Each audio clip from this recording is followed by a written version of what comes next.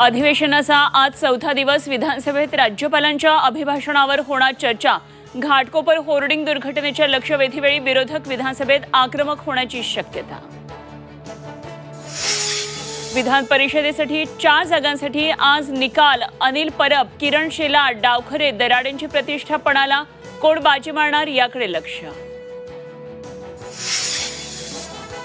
संसदेच्या दोन्ही सभागृहात नीट पेपरफुटीवरून विरोधक आक्रमक. आजही गोंधळ होण्याची शक्यता. पंतप्रधान मोदी 3 जुलैला सभागृहात बोलणार.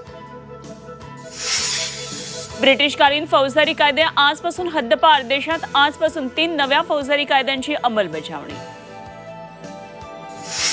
लोणावळ्यामध्ये एकाच कुटुंबातील 5 जण वाहून गेले. महिला आणि 2 मुलींचा मृतदेह मिळाला. 2 चिमुकल्यांचा शोध सुरू.